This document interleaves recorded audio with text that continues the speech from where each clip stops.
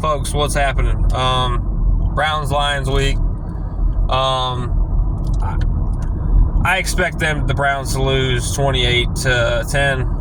I think we'll run the ball a little bit better, but I don't think that how they won last week is not sustainable.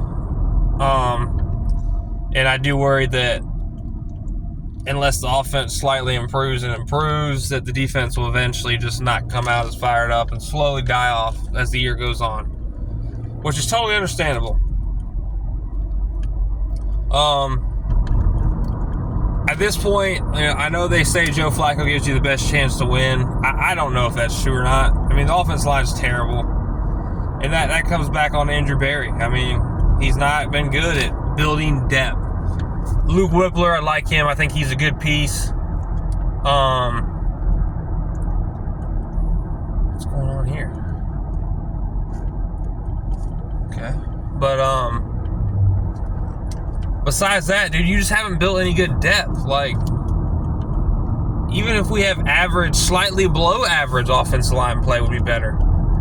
I mean, guys ain't getting to the secondary on their blocks. They're not getting to the next level quick enough. They're not. I mean, it's just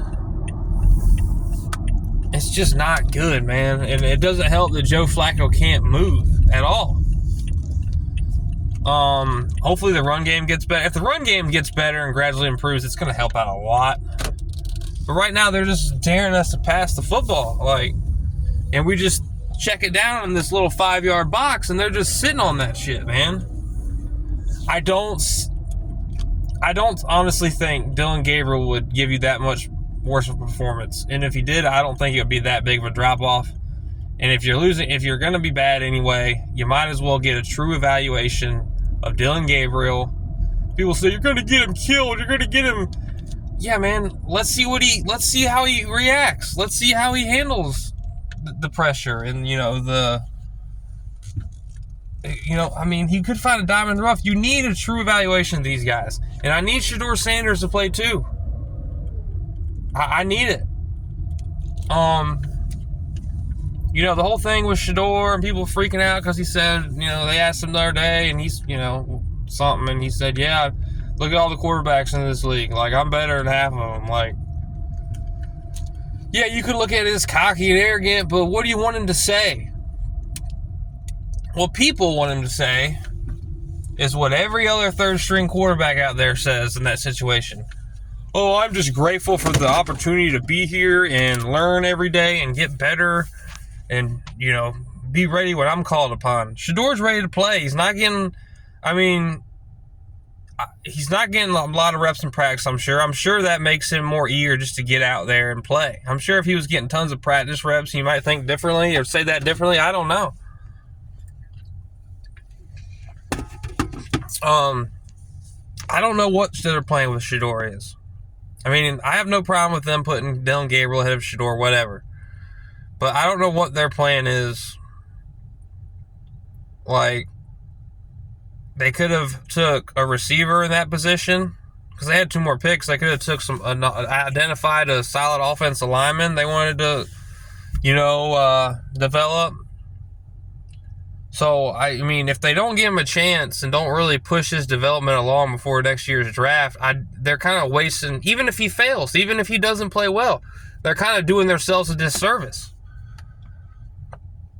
But I don't know, man. I think I really want Sheduer to get a fair opportunity, and I think he could be well if he plays within the scheme and does what he's coached to do and gets that, I know he likes to play free, but if he gets in, if he stays within the system and, goes through his reads like he should and his progressions, I think he could be the future quarterback of the Browns. I'm not saying Dylan Gabriel can't, but if they're just going to string him along, man, just because of the extra media attention stuff, just let him go, man. I mean, there's no point. Just let him go. Or, I don't know what the contract, I don't know if you got to take a cap hit for that or not, if you let him go. But I think Dylan Gabriel could be a fine quarterback. His height is an issue. It really is. But I don't know, man. I want to see how it all plays out. I don't see the further we get into the year, unless we're rattling off win after win after win, I don't see the point of playing Joe Flacco at all. And if you're worried about losing the locker room, if you lose this week, I'm calling these guys. I'm calling Joe Patonio, Myles Garrett, Denzel Ward, all these veterans, and I'm telling them why we're doing it. I'm not using the word we need to get evaluation. I'm pretty much saying we're not throwing in the towel. We just think Gabriel can move a little better. We can scheme some things up a little bit better with him on the move. And we think there could be a chance he could keep us in games better than Joe. And if you tell them like that, they might understand. See, the Browns aren't good at, and I don't know why. I mean, if I'm even a Little League Pop Warner coach, like, I'm communicating with my players better than the Browns do with their adult, high-paid, under-contract players they have. Like, be transparent. Like, the whole thing with years past about, like, them switching OCs and the media finding out before the players find out, like, that shit, like, what are you doing, man? Your players respect you when you're up front with them, and, you know, you treat them like, I'm not saying you got to be their best friend. Like, you can be their coach and their leader, but they respect your leadership more if you explain things to them and, like, a broader of why you're doing things. And I don't know. It just makes no sense what's going on over there. I hate how they run stuff. I think Stefanski's a good coach. I just don't like the way he goes about some things. I'm not a big Andrew Berry guy. Yeah, he looks like he had a decent draft. He had a few decent picks that are going to be good players, which is the first one forever. I mean, it's a shame that it's happened now. But I just don't. I'm not a big Andrew Berry guy. I think John Dorsey was the turning point of this franchise to get it back in the right direction. And now he helps out with the Lions, and look at the team they've built. Look at the great offensive line they've built. I mean, I just don't. I don't get it. My dream scenario is like John Gruden coach for the Browns, or someone with that football mantra, and John Dorsey is the GM, but that'll never happen.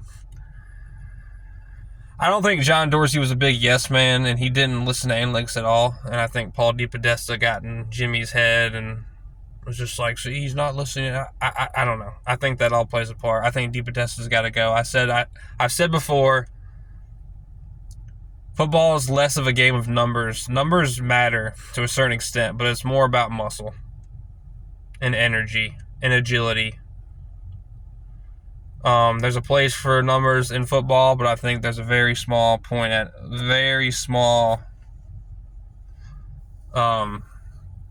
it should attribute very small to how you operate. But it's the Browns, man. I'm just going to keep watching. Hope for the best. Maybe the offense can get something rolling this week. Doubt it. But, yeah, my prediction is 28-10 Lions.